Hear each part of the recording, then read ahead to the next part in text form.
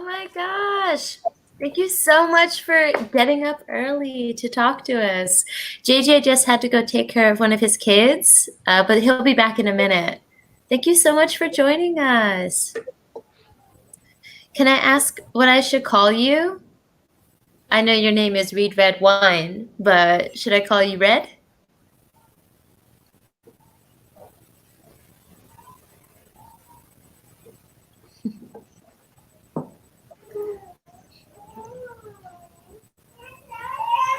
Oh, sounds like someone's fussing in the background.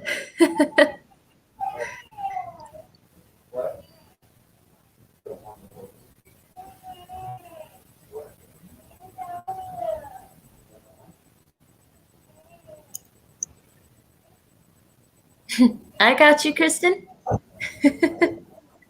Oh man, I respect you guys. Both are fine.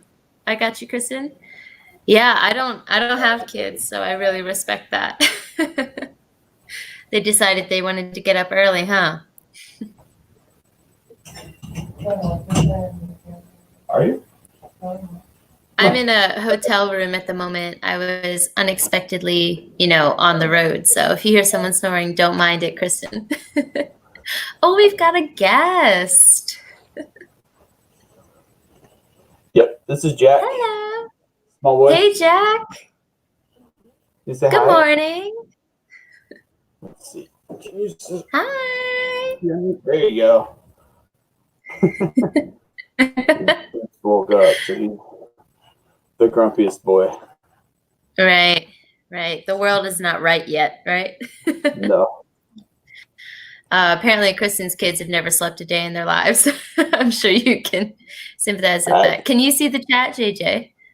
Good. No. No. It's on YouTube, yes. It should be popping up. Hold on, let me make sure. Can you see it now? Oh, yeah, there we go. All right, so I wasn't sharing enough from Kristen. So she came in and said hi, and kids are the reason she's up. So she feels your pain. Yes. And then finally, they've never slept a day in their lives. Oh, I don't know. So I was saying. This one likes to stay till like midnight, and so. Oh, lovely. I don't have kids, but my main job is teaching kids. So, it's a bit different because I get to teach for a little while and then say, you can go home now. Oh, no. Say, you can go home now, but I get the concept. Yeah. Yeah. It looks like we got a couple other people joining us. We've got 3 people in now. So just leave a little comment, and I'll make sure to post it up so we know who's here before we get started.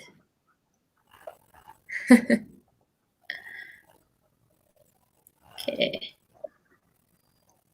All right. Well, so I think maybe it'd be good to just get started with something basic, and then when people come in, they can kind of join us chatting about it. So the first thing that I had in mind was like Redwall Origins, because most of the people who joined in this buddy read or were part of the chat at all had read Redwall when they were kids, right?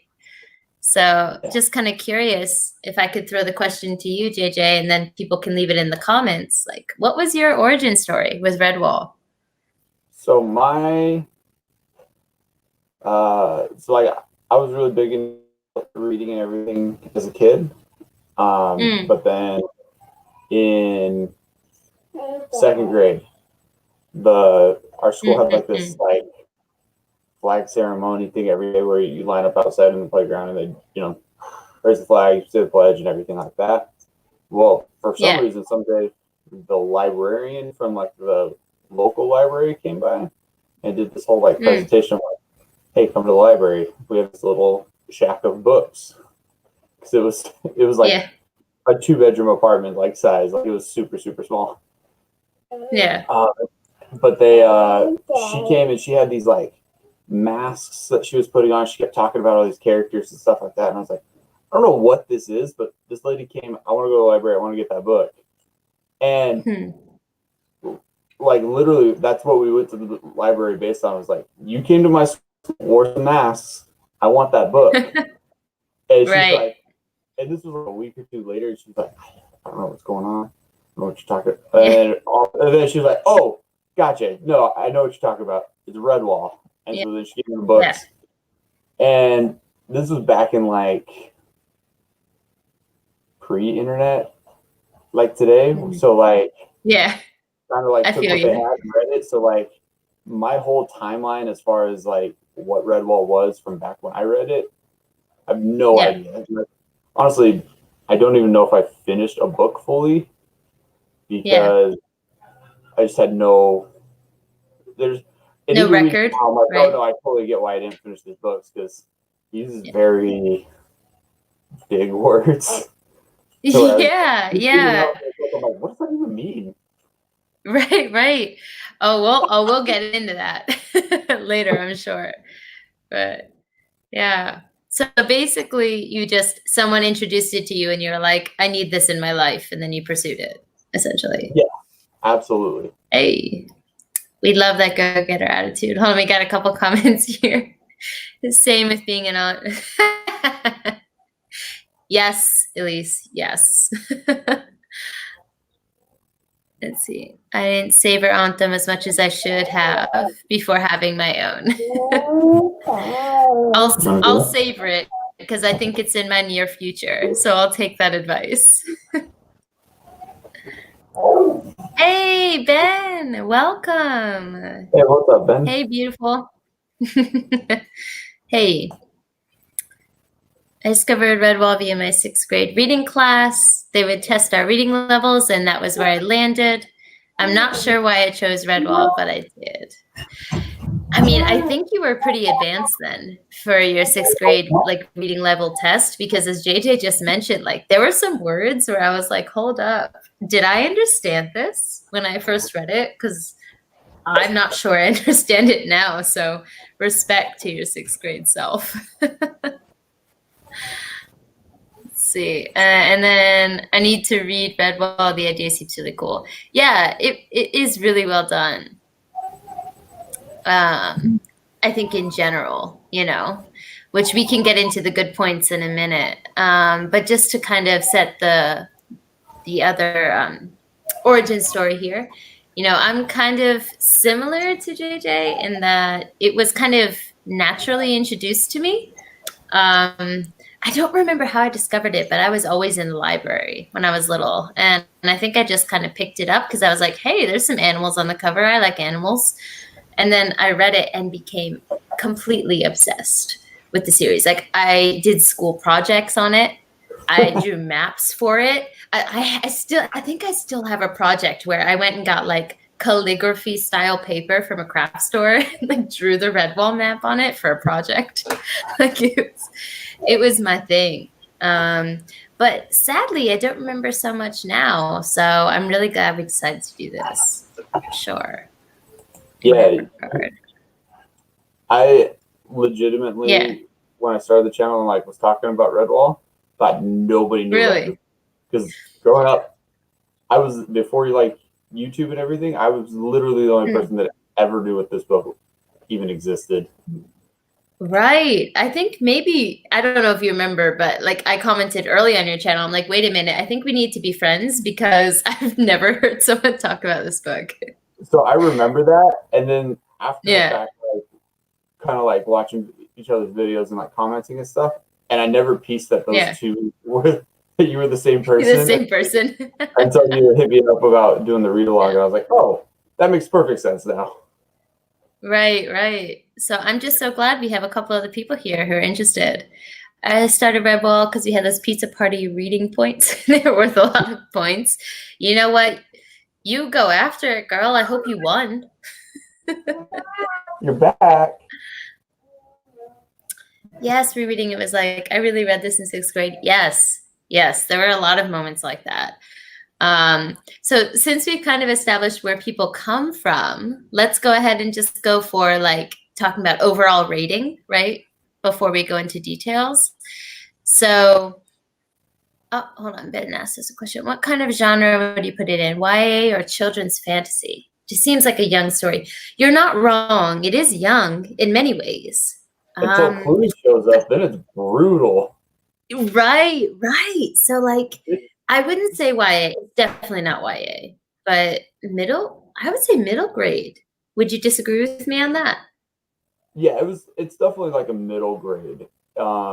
Even the, like, I had the hardest time trying to find it at like half price books because it's in the middle grade section. So like I even looked like fantasy all through, and then went over into like the kids section. Couldn't find it. It was like it's literally like middle grade at the bookstore. Right. So.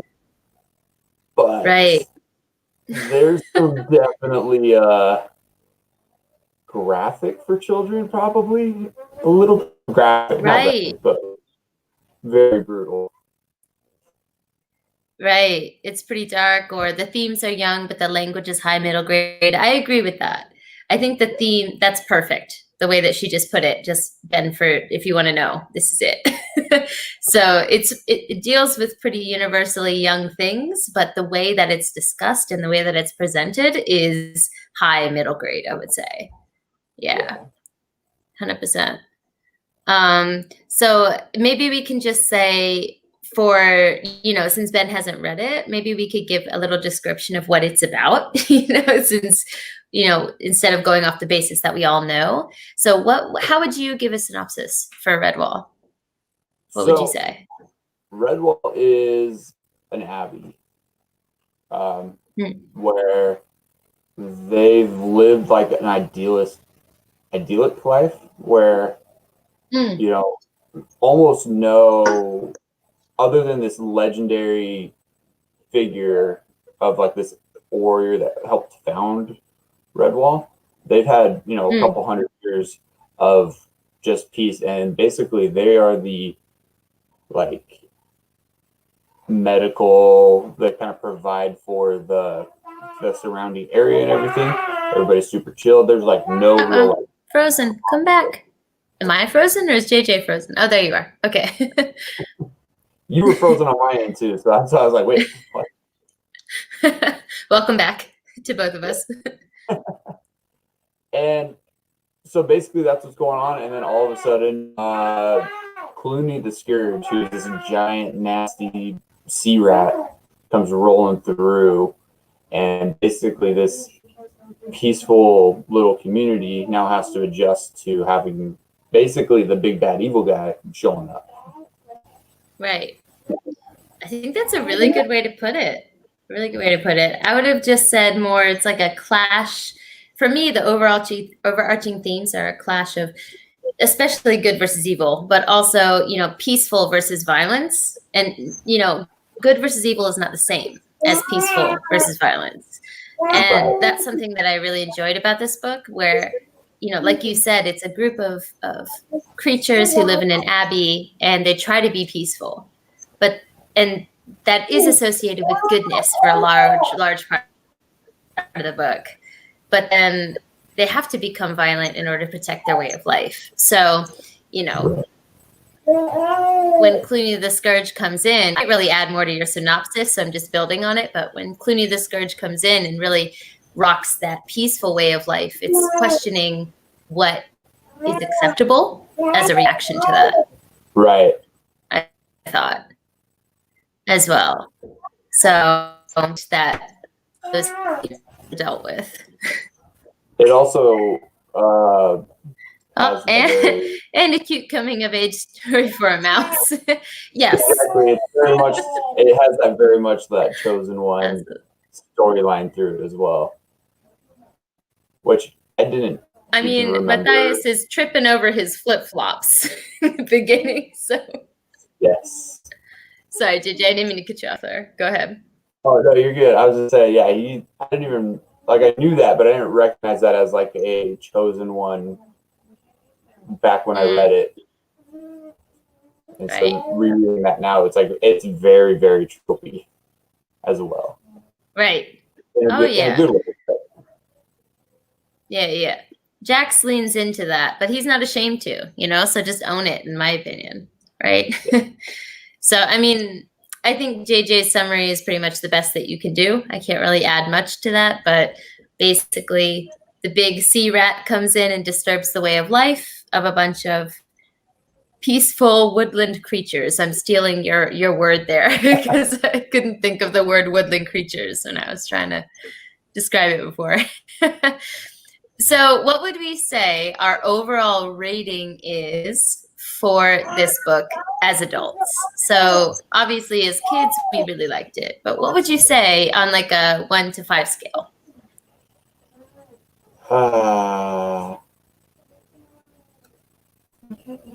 It's at least a 3. Like it's well done for sure, but it's nothing. There's nothing groundbreaking or anything like that. Like it's just a very solid story, especially for kids, who I assume is the target audience here, because it's very, like they were said, very young in themes and everything like that. So probably as an adult, I'd say like 3, maybe a 4 on because it is executed very well, but definitely not nothing new in the book. Yeah, not top tier level. Yeah, I would agree. Thanks. Sounds like a cool tale like The Hobbit. Yeah, you could view it as somewhat similar to that. Yeah, going on a quest. Think you might enjoy it, Ben? Yeah. 4 due to not talking down to the kids. Yes, this is what I was about to say. So at least you took the words out of my mouth. But yeah, I agree with JJ, with you, that there isn't anything new, but the way that Jax was like, hey man, shit happens. I really appreciated that. So I think that bumped it up to a 4 to me, even though there are definitely other 4 stars, on my recently read list that I would rank higher. For what it was, I was impressed. So I would give it a 4. I can get behind that. Forgot about all the not talking down. They just don't. It's definitely, especially if you're a kid, something that's going to elevate your reading level and things like that, just because of vocabulary and it's not right. Oh no, there's nobody's whining in this book, so that's a nice change from more recent middle grade books. Yeah, well, I definitely have a section where we can compare, so we'll definitely jump on that. But one thing I did notice, I tab my books, so I tab the shit out of this, right? Because I knew we'd be talking about it. But there's one thing that popped in my radar. Let me see if I can find it. But someone says ass in this book. They call someone an ass. Oh, it's Basil, Staghair, and he says, "Not the silly ass who managed to get himself drowned yesterday." People joke. All seriousness, are they talking about a donkey here? That's what I thought, but I went back and reread it, and it was talking about King Bolsfara, and he's the one who got drowned in the lake, and he was referring. I was like, did you just use that word? Not referring to a donkey in a kid's book? Damn, I mean, I marked it. It's here. It's right here. 100%. It's just because they're all the woodland things, and I just wasn't sure if it was how they were comparing it, because they wanted to make sure, that was actually, if you're using ass, then by all means, because it's not. I mean, right. In the course of bad words for kids to see, it's not really that bad. But it's not. It's not. I was just shocked. I mean, kids say worse, but I gave it a 4 too. Yes, yeah. I'll add it to my TBR list. Yes, please do, Ben. I think it's worth your time. If you go into it knowing what it is. Ben, I'm changing my October TBR answer. This one needs to go. Oh, let me guess. You're the October. I'm the November. Is that? No, he asked. He was doing a community pick his TBR, and so. Gotcha. Nice. I'll add the vote, Ben. I'll add the vote. Go for it. Hold on. I just accidentally opened YouTube. That's not what I wanted. Basil, he's amazing. Yes. Yes, Kristen. Basil and Jess the squirrel, king and queen of this book, in my opinion. I mean, I don't know how you feel, but every time those two were on the page, a tab went in the book. Like, I was just into it. I liked Constance was another one where it's very weird. Like, it's like the grumpy old lady of this, like, right, church abbey place where she's just like, oh no, we gotta fight? All right, let's go. Like, screw these guys. Right. Right.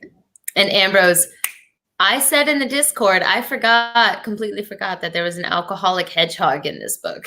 and as soon as he appeared, I was like, wait a minute, I need this in my life. I didn't realize that. Also, I like that a critical part of their story is them getting drunk, and Matthias and Methuselah getting drunk to try to figure out all these riddles. And they're just getting plastered.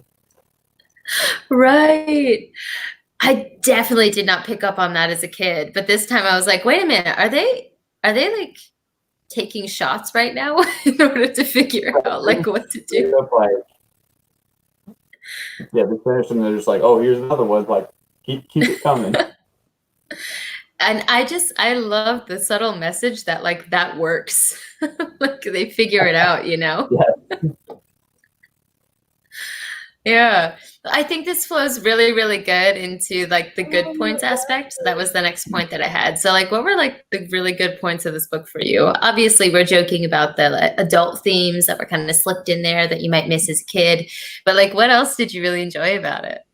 So I do like, so at the very beginning, like when they introduced Matthias, they're very clear of like, yeah, he's like this orphan kid that lives at this abbey, but he's already in his mind thinking like this might not be the life that I want.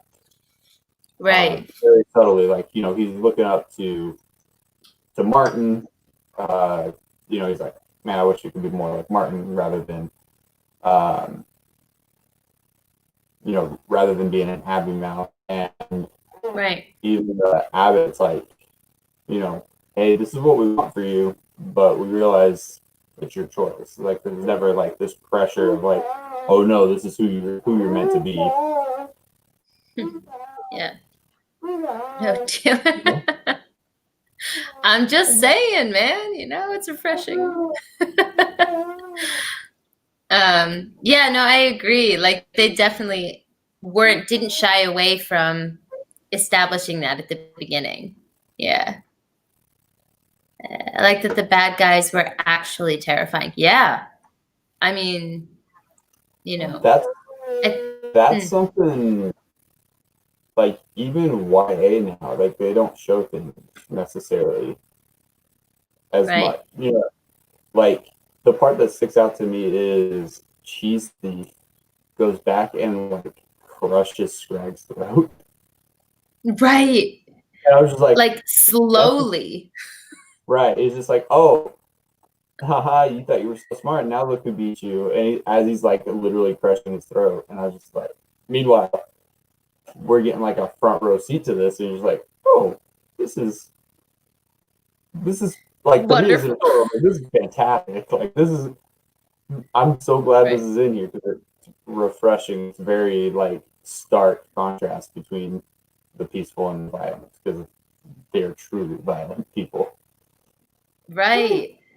Yes, Cluny's crew are such good bad guys. Yeah, I mean, you know, we can get into bad points later, and I do think there were archetypal issues, but in general, Jax did a really, really good job of just being like, yeah, these people are nice people. And he didn't like tell us that, he showed us that.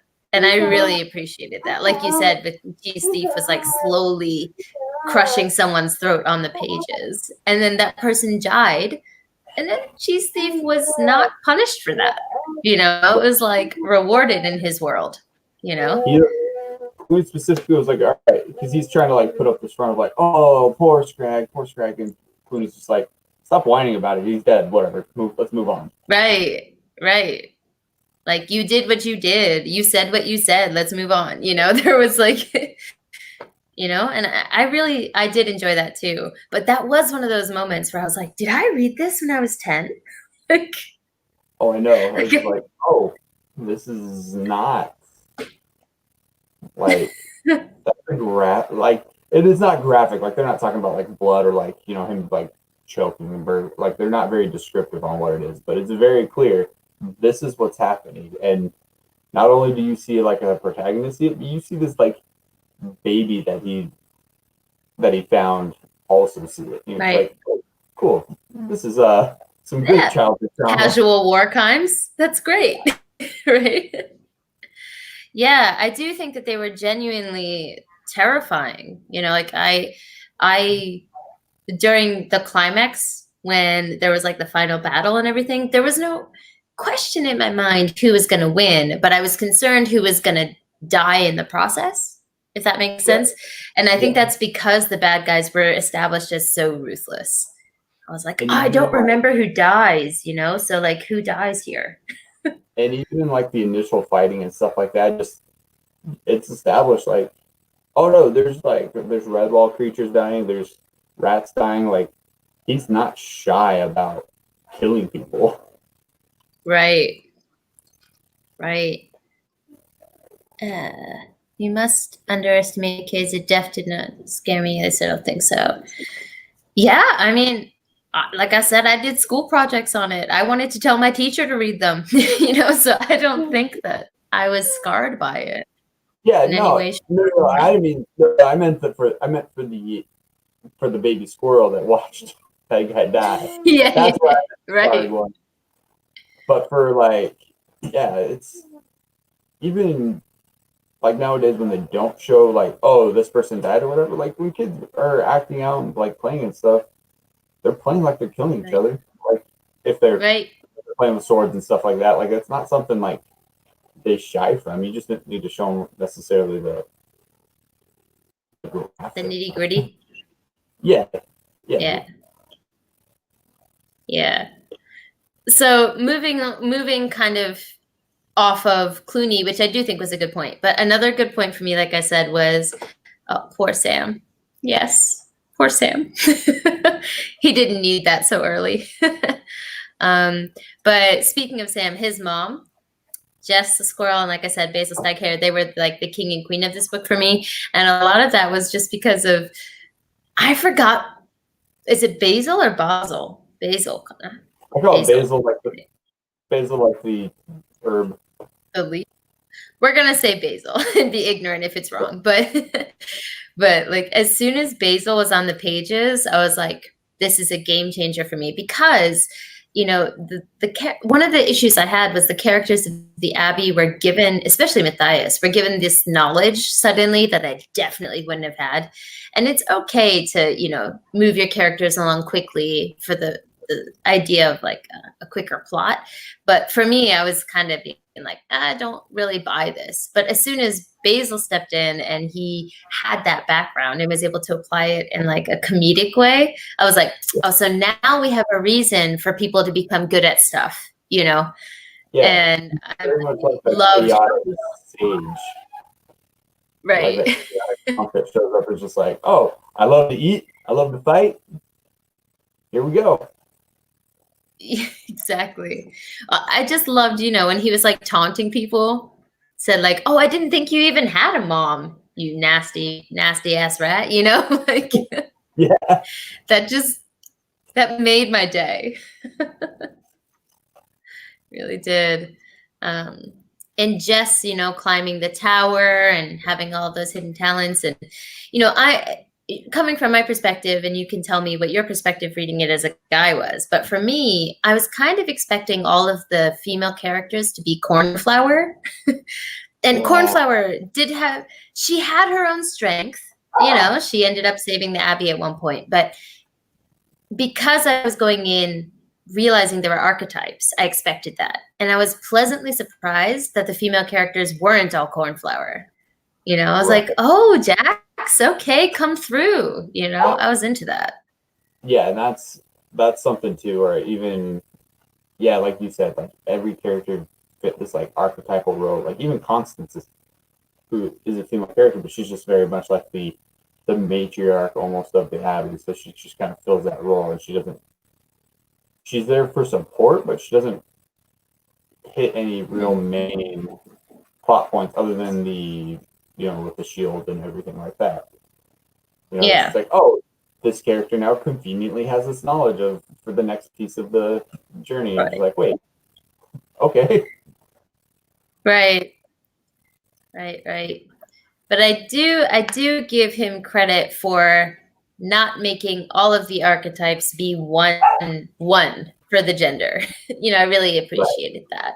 So I don't know how the other women reading it felt, but I was like, yes, Jess, yes, Constance, just to have something different, especially at that time. So I really enjoyed that aspect of it. Oh. And the elderly creatures aren't stupid all the time. Yeah. They have their senior moments. The one that got me a little bit with the elderly one is the abbot was all of a sudden just like stroking his beard, like all my like master plan of I knew this was gonna happen is coming together kind of thing. Like you're just like, there's no way you knew this happened. There's not even right. Right. But in order to give him that wise status, he needs to be able to say that, I guess, in that regard. But right, no, absolutely. It was just like at one point, him and Methuselah, the two old people, are like, "Oh, he's like, what do you got going on?" Like, I can tell you're up to something. He's like, "Oh, nothing. It's like the A-Team. Like, I love it when a plan comes together. You're like, but there's no way yet. Like, there was like right. Where I was like, there's no way you knew that this happened. Right. But he's old, so he must, right? Yeah. I do agree though with Elise that it was good that they weren't just bumbling around, depending on the younger people. And that actually kind of brings me to another good point that I had, which was Jack's emphasis on different creatures helping each other. Like there was no way anything would have succeeded without cross-species like cooperation. And that was something that the more I read, the more I was like, yes, more of this, please. Yeah. And I was going through it. Yeah, and this one plays kind of good and bad, where like with that, like each of like the Redwall creatures and stuff like that kind of filled that role. Like, the moles, obviously, they're the ones good with like foundations and digging and stuff like that, obviously, because that's what moles do. And obviously the Basil's good at fighting with those like strong kicks and kickboxing, however that. But like each one had like their strengths and weaknesses.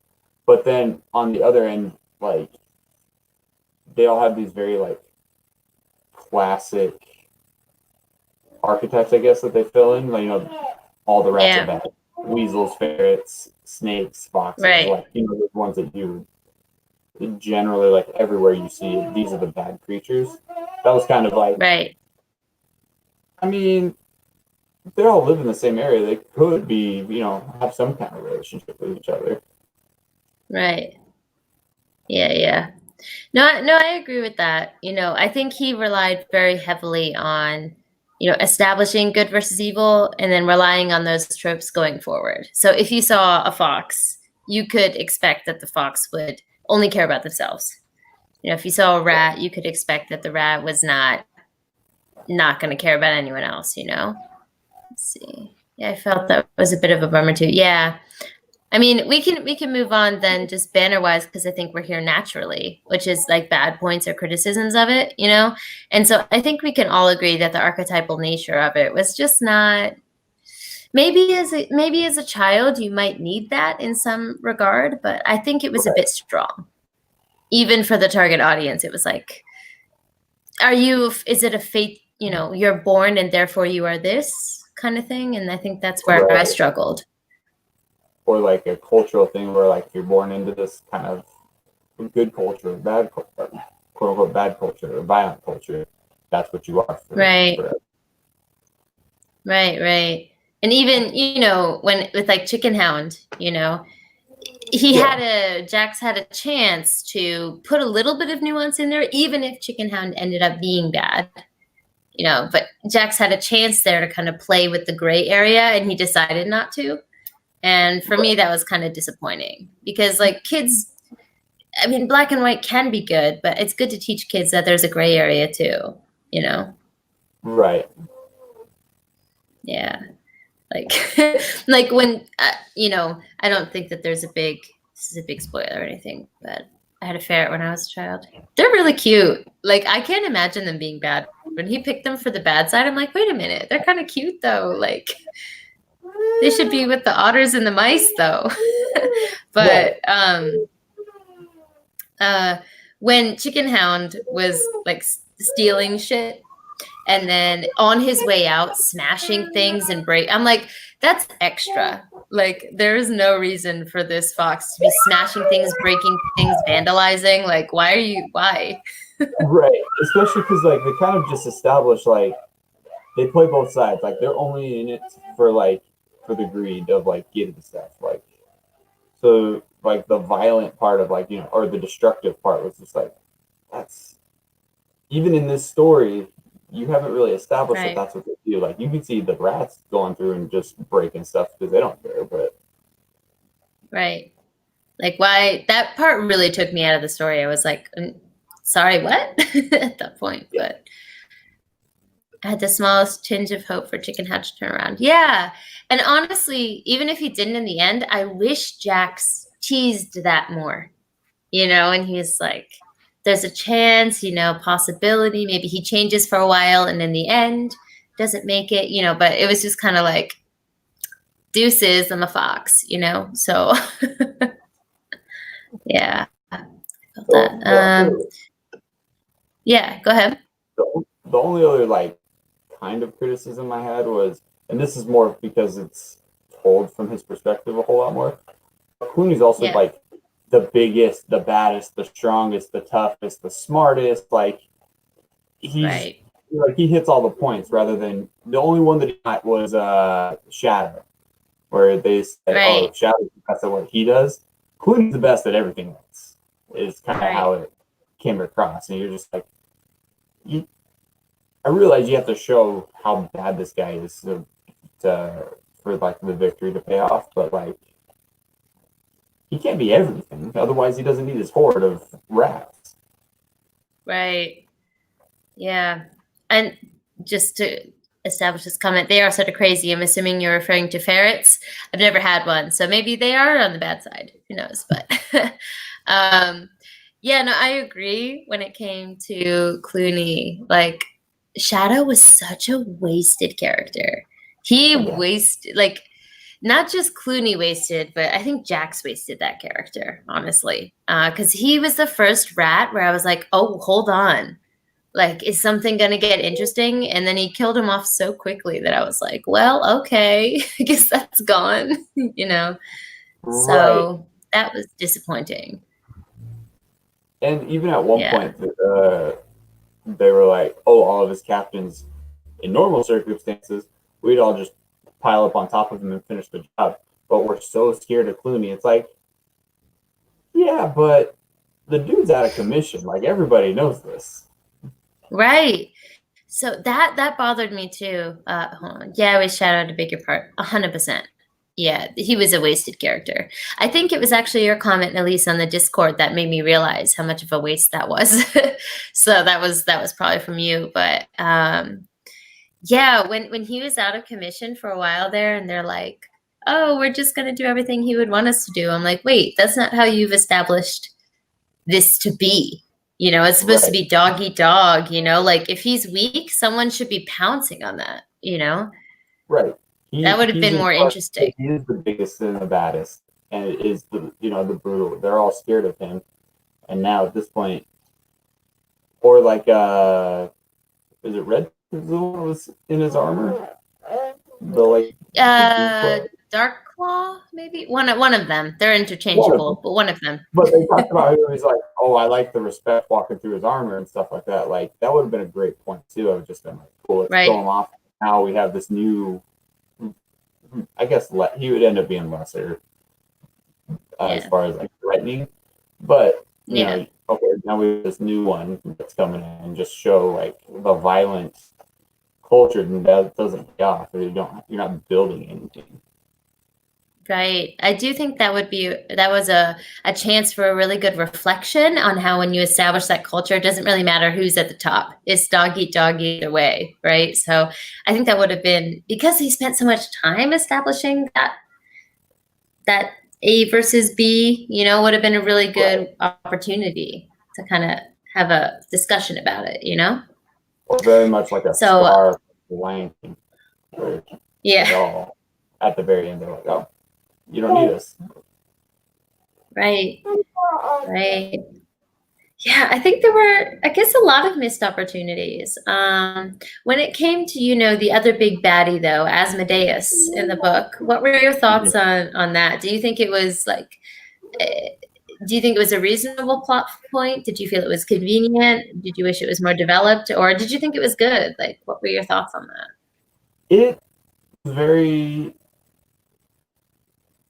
It was not jarring, but like it just felt very weird that like almost like a weird, like, I guess it technically is like a B plot, but you know, just where it's just like, okay, here's the big bad guy.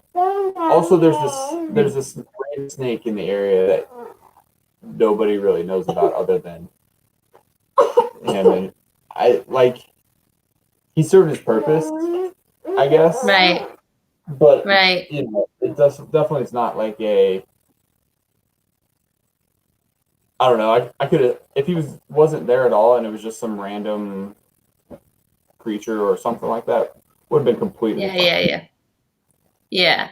That's how I felt. I felt like it could have been any predator. So of course it was a snake, because a snake is a perfect predator for mice, right? But like there just needed to be a bigger bad than Cluny, because Matthias needed to go on a journey to become, you know, what he was supposed to be. Like but it was like dragon in this case. Yeah. Right. So he allowed him to achieve that status he required, but that plot had nothing to do with the other plot. And I guess I just kind of wished there was a little bit of crossover in that regard, you know?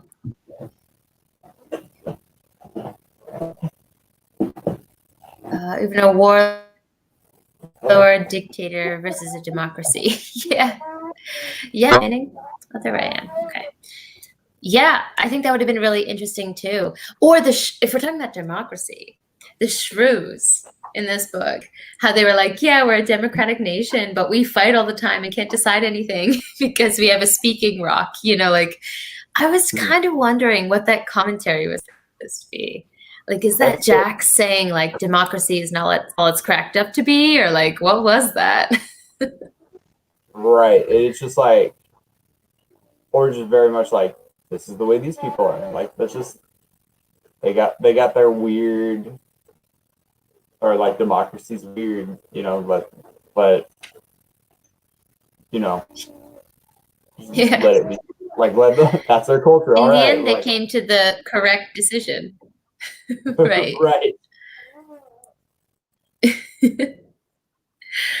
Yeah, I don't know. I think that was an interesting thing. I mean, he didn't have to use the word democratic, but he did. And so that's why I was like, is this like a commentary that I should be picking up on? I'm not sure.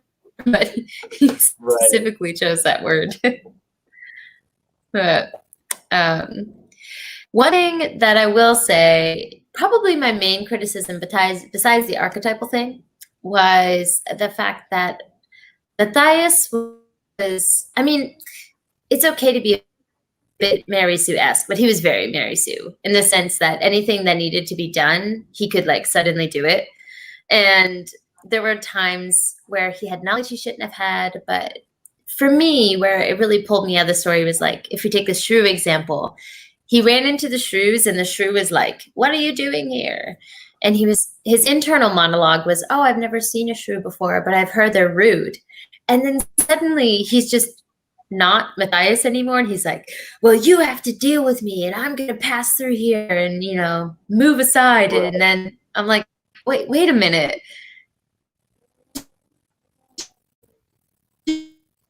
so incongruent, like with everything. I don't know, like very inconsistent character. I like that you brought up the whole Mary Sue aspect of Matthias, because there were the 2 points. This is a super peaceful, like we told her, it's like, this is a super peaceful society. All of a sudden, Matthias can just like whoop on some rats with the staff, like out of nowhere. You're just like, hold on, like, right? All of a sudden now you can just like wreck some people.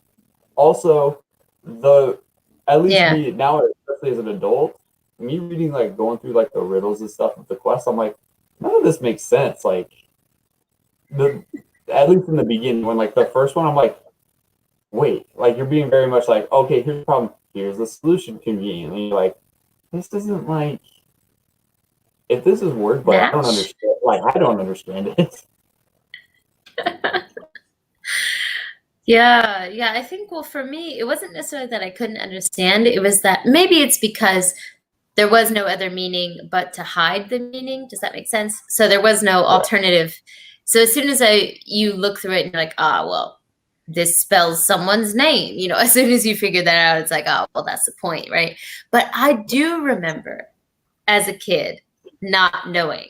That's one of the things that I remember is I loved the riddle because I was like, what the fuck does this mean? You know, like. Yeah, so and that's the one bit, like, even as I was going back into it, when I was like, okay, these are the points that I remember. Is going to Martin the Warrior, and as soon as the message on the wall, I was like, oh, I remember. This is like the weird, like, stuff where they rearrange the letters all of a sudden. Yeah. So I think I will admit that even though I rolled my eyes a little bit now, it's definitely because I'm not the target audience. You know, that I don't think that I can take off, even though it's a criticism at this point in my life, I could not take off any stars for it because this just genuinely not meant for me. So, yeah, but I think we hit some good criticisms. Did it make you want to continue reading other Redwall books? Yes, that's a really good point. Oh no, well, there's my hotel room. Yeah, it did. Yeah, I'm interested now to keep going. What about you? Yeah, so actually,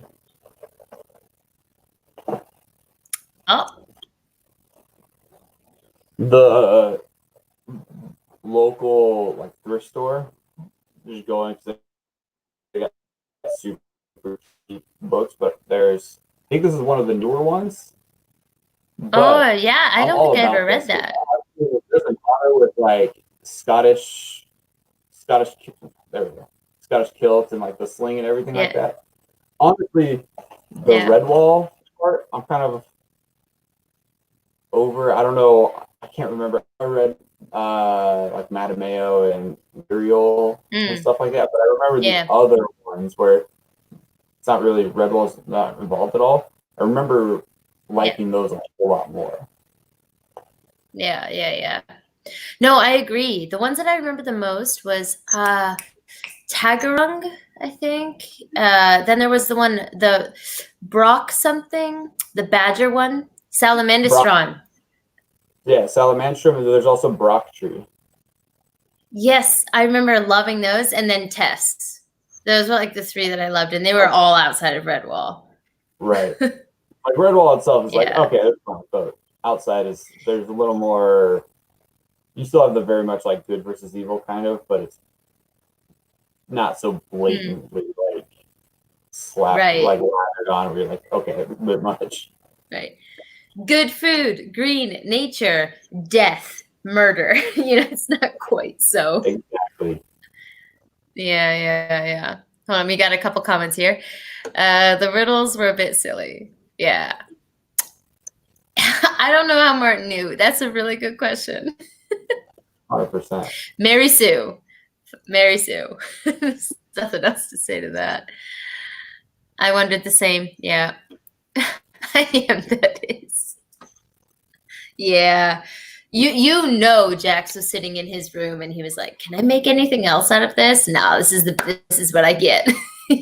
from these are the words that come out of that word. Truss was a Tris. Yeah, Tris. Yes. Did I say Tess? I think I meant to say Tris. The purple one with the squirrel. That book. Yeah. That's my aunt. Hey there. Hey, Aunt Adele. Hi there. Thanks for joining. I think we're kind of in the process of winding down, but let's see. The last comments I had was middle grade from 10 years ago versus now. So someone did make this comment in the Discord, so I can't take credit for this. And you can say, hey, that was me. If it was you, I forget who said it, but I really liked this idea because I have read some middle grade recently, and it did feel really different from reading Redwall.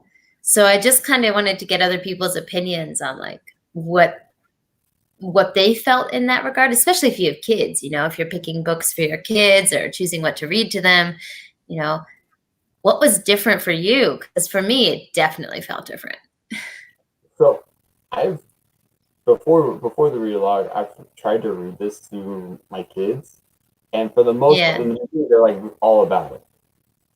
But I know for a fact I lost them on all of the. I don't know if this counts as like purple prose and stuff like that, but there's all of these big words. It was almost like he was going through like page by page and being like, okay, I need to make sure I don't use the same word twice at all.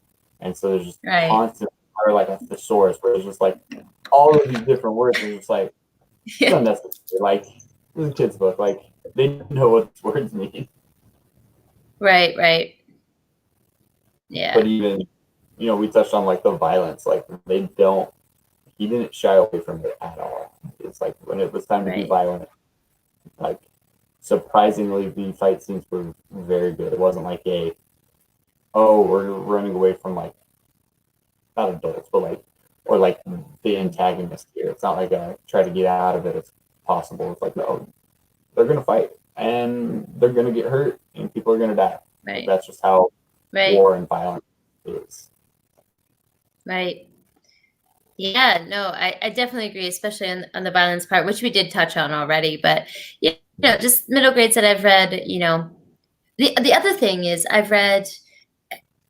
You can tell me if you think this is a positive or negative, but other middle grades that I've read in recent years give their villains like not necessarily redemption arcs all the time, but ways to sympathize with them, and ways to really feel for the villain so that maybe you see their side. And in adult books, I really do enjoy that. So I don't hate that part of it, but I did find it refreshing that there was just a villain here who was just uncomplicated in that regard.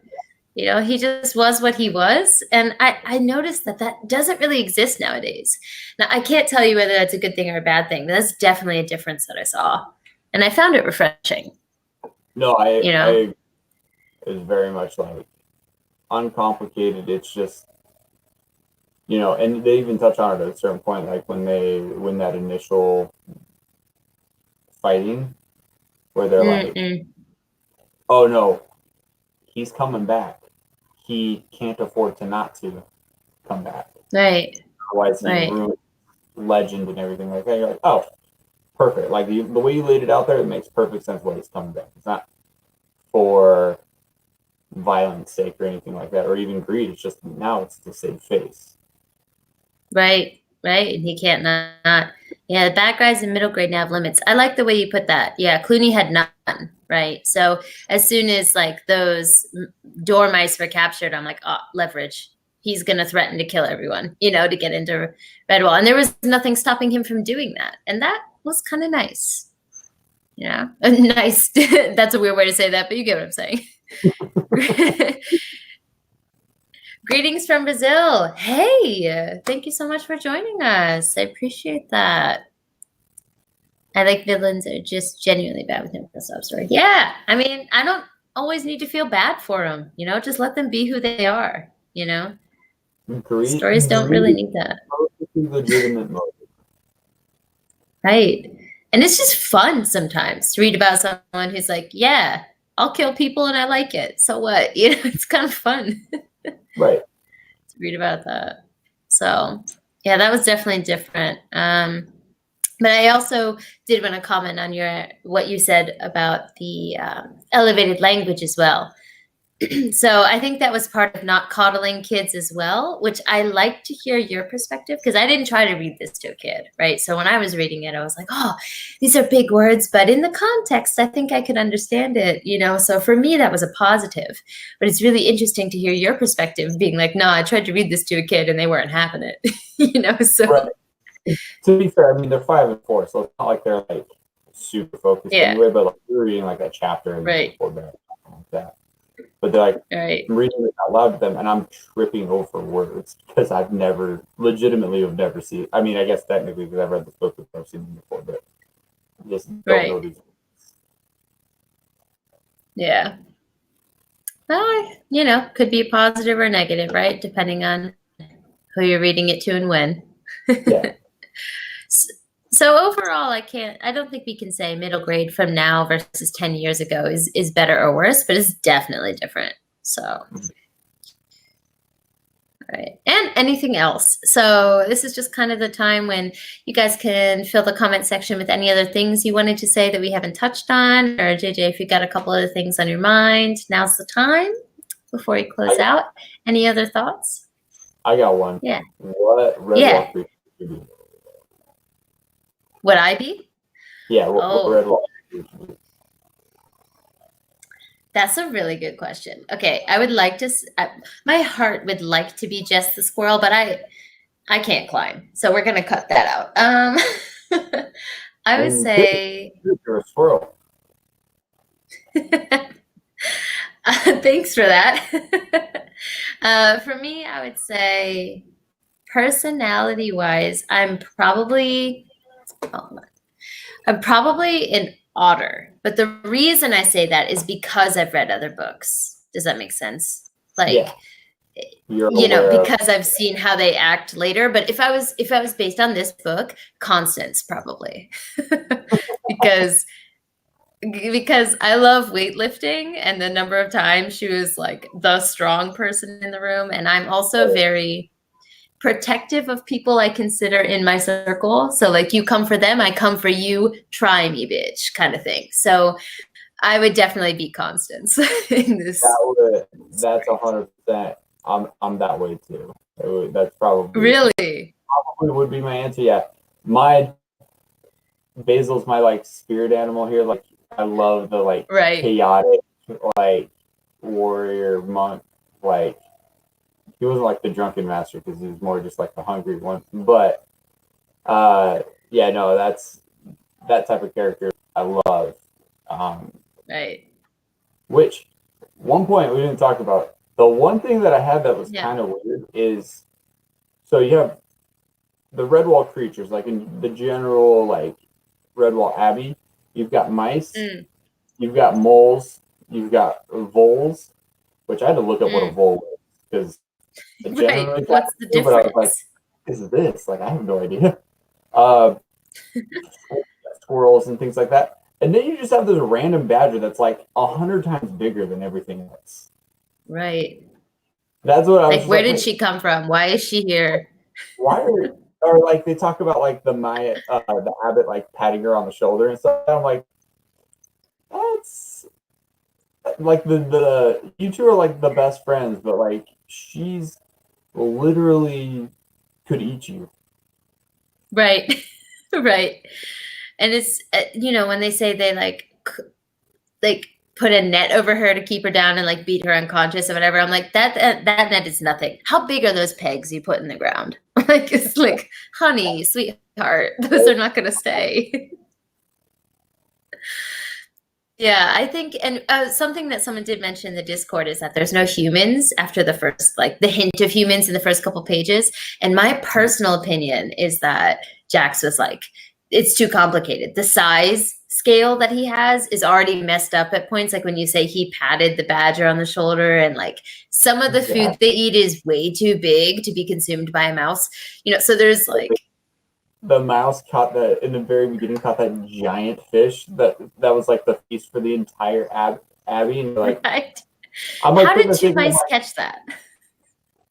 yeah, how did the mouse catch it? How did they reel it in? And I guess they had help getting it back to the abbey, but you're just like, this isn't Right.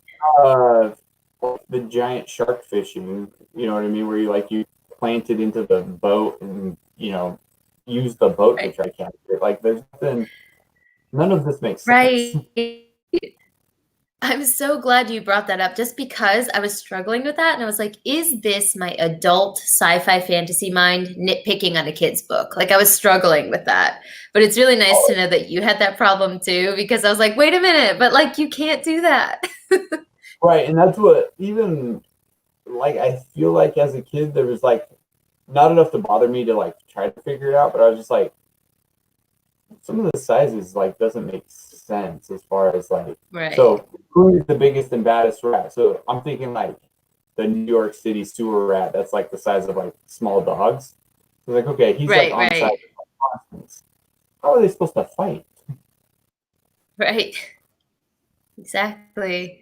So yeah, there were just some things that just didn't make sense. But another thing that I did try to think of is he probably hadn't established the rest of his world yet. So he was like, all right, let's just write this book and see what happens, you know? So that's another reason why I'm really interested in the next ones to see, because I don't remember if that gets better. Like I truly don't. So I'm curious. I feel like I think these are get older. Yeah, life lessons. I do think it's genuinely a good book for kids to read. I would come away with that for sure. This is a lot of fun. Yes, it was. And honestly, guys, I haven't talked to JJ about it, but like, I'd be down for a book a month, added on to, or a book every 2 months if that's too stressful for people, slowly make our way through. I'd love that. I think a book every other month, like for me, that'd be solid. Yeah, a book every other month, totally reasonable. So I'll, mention it in the Discord for those who aren't here live. But if you're live, let us know real quick in the comments before we go. Not that way, this way. A book every other month. Like I think we could work with that. I have a kooky old present spirit, Methuselah. I was genuinely sad at that moment because I didn't remember that. And then when it happened, I was like, oh, it's over. Like that hit me. I'm not going to lie. Hi, Methuselah, Cornflower, and Constance. I would pay someone to draw that character. It's a tiny mouse-sized badger with a big old beard. That's like blind with a big old book. Right. That would be so fun. All right. I'm down for continuation. Her hairstyle is like me. I don't know who you're talking about, but cool. Down for continuation, and that would be so fun. All right. So let's do it. Maybe a book every other month and really casual, So would we we'll see follow what we get to. Publication order? Because he's all over the place with like where the books lie. Right. Honestly, I haven't done my research. I haven't done my due diligence. What do you recommend? I think at this point, publication order probably makes most sense, but because like Redwall is book 9 in like the chronology of the entire series. Right. Things like happen before prequels. Right. Well, why don't we do some of our own research in our own time, and then in the Discord, maybe so from October to November, we can have a discussion and see if we want to go publication order or not, and pick our next one. Okay. Yeah. All right. That sounds good to me. But wonderful. So I love all of you, but it's 1 a.m., 1:10 a.m., and I am tired. Yes, you gave it some yeah, enjoy your guys' day, whatever time it is, wherever you are. But this is great, and I'll talk to you guys soon. Thanks. We'll see you. Yeah. Bye, guys. See you. Bye.